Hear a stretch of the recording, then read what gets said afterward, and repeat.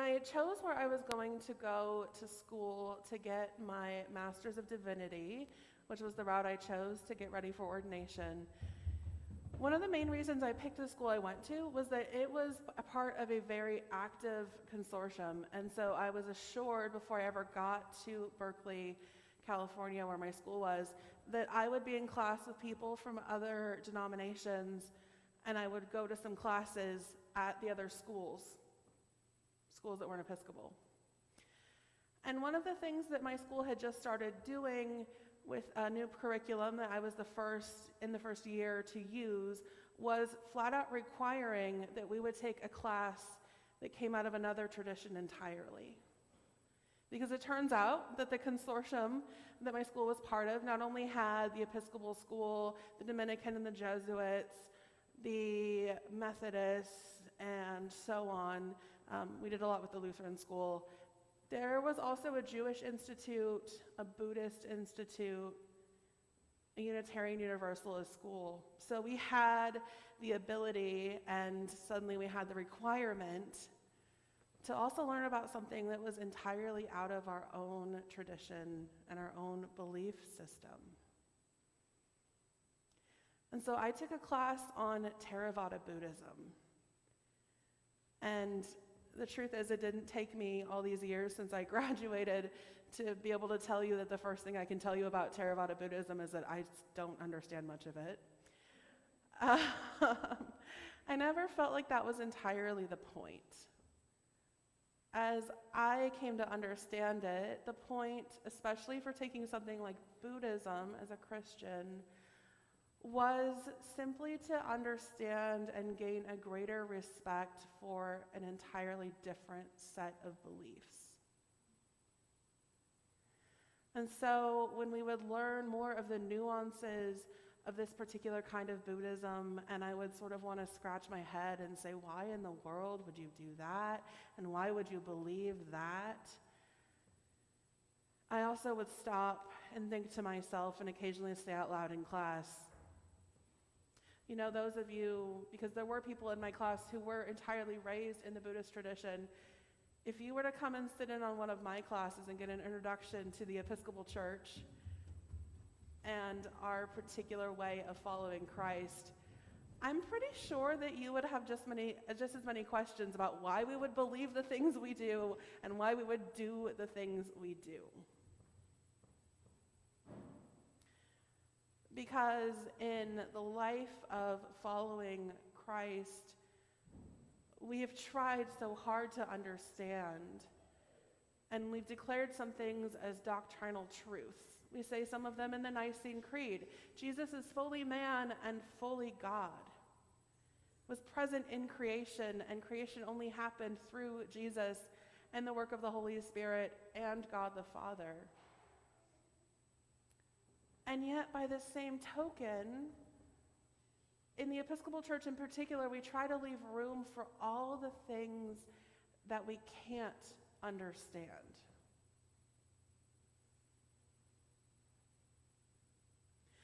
And that, I'm afraid, and I'm happy, leaves so much room for questions and for doubt. And maybe it's because I grew up in the Episcopal Church. I grew up with this idea that there were divine mysteries, some of which I could get a glimpse into, and some of which are entirely beyond my understanding, that I have so much fondness for Thomas. And I have long thought that he gets a terrible reputation every time that someone refers to him as doubting Thomas. I hope it's clear, because we actually get in this gospel 2 different resurrection appearances, that no one was expecting Jesus in this gospel in the ways that he came back. Not only that, if you were here last week, we heard the Easter morning account where Mary meets Jesus in the garden and she thinks he's the gardener. She can't recognize him at first. And when Jesus comes to that locked room for the first time, where most of his disciples are hiding because they are afraid of the same authorities who put Jesus to death, they only recognize Jesus when he shows them his wounds. He comes in and says, "Peace be with you." And I'm sure they were terrified because they were behind closed doors. No one was supposed to get in. And suddenly someone appears in their midst. And they're not actually sure of what's happening.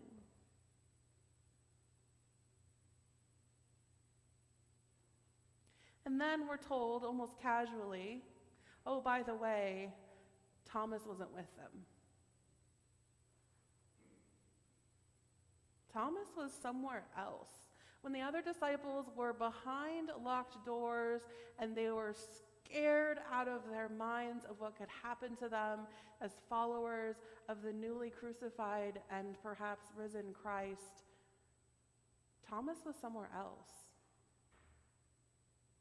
And I continue to believe that he acted out of not so much a crippling doubt, but simply a desire to meet Christ the way that the other disciples had when he hears their account.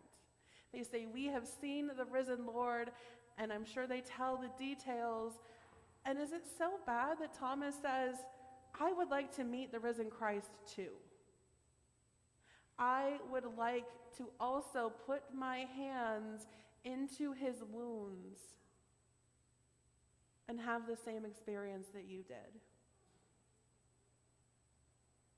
And somehow, for centuries and millennia, we have often taken that as a sign of his doubt and his lack of belief.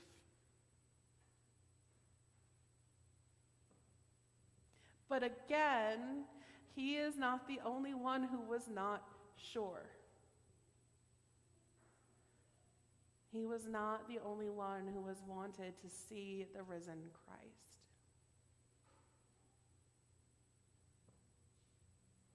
We live in this in-between time where Christ has died and Christ has risen, and we look for Christ to come again, as we say week after week in our Eucharistic prayers. And the truth is, most days I assume that Christ will come again somewhere far in the future, because after all, it's been almost 2,000 years and he hasn't come back yet, and so why should I expect that I will be the one who will get to meet the risen Christ face to face when he comes back? But if it comes right down to it, although that would probably be terrifying, I would also really like to experience that. To meet God face to face before I die, undeniably, would be incredible. To see for myself, perhaps, just as Thomas and the other disciples saw, that Jesus bore the marks of his death, and yet death was not enough to stop him.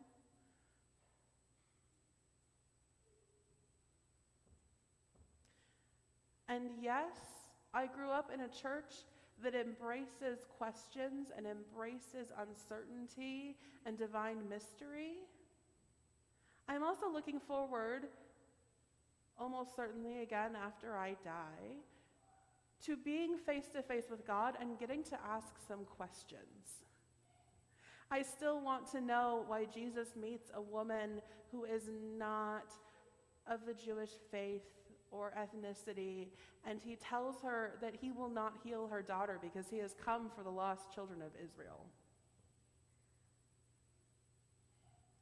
I would like to know why Jesus chose 12 male disciples, and why, whatever act of the Spirit was with the gospel writers, they chose to tell us more men's names than women's. Because there were women who followed Jesus too, and we know so much less about them. And they don't seem to be among the 12. Right now, I might even ask God what that noise is about, because I don't know. But I do know this. If we do insist on calling Thomas a doubter, we should remember that all of the disciples doubted, and it is okay.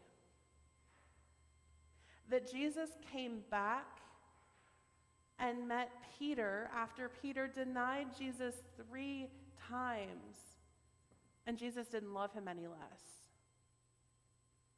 That Jesus, in fact, answered Thomas's request. Jesus comes back when Thomas is with the other disciples, and he doesn't say, Thomas, Thomas, sweet Thomas, why would you ask for a special resurrection appearance?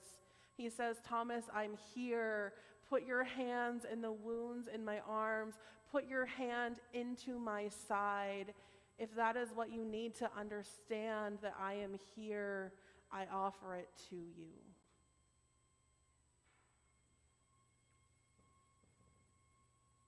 It's not always easy to understand faith as leaving room for questions. Sometimes I wish that I wouldn't have to say, gosh, my faith looks strange from the outside. Wouldn't it be nice if there was something so incredibly self-evident about Christianity that we would have the pews full to overflowing and everyone would know and everyone would be part of our faith right here and right now? But that's not the way of the world.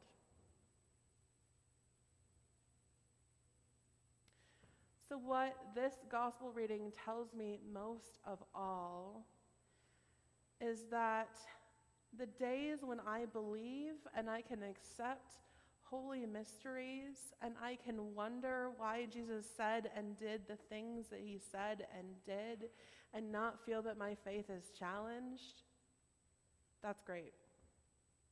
But on the days when I wake up and all I want to do is argue with God, that's okay too. I am not loved any less for the days when I feel that my unbelief might be stronger than my belief.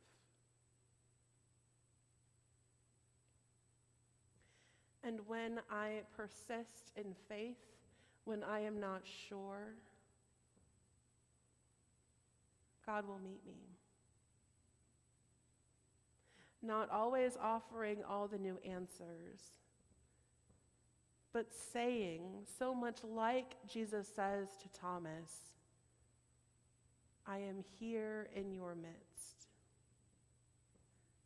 I loved you enough to walk the earth, to die and rise again, destroying the final power of death. And I love you in your doubt as much as I do in your certainty.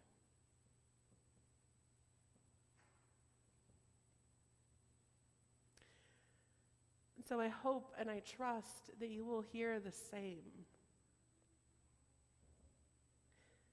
On the days when you are not sure that you believe, I hope you will come here anyway, and you will let the faith of the rest of this congregation hold you.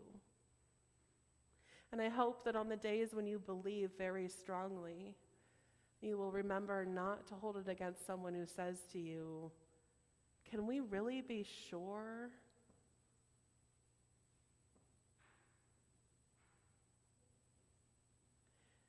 Because God's love is for all of us.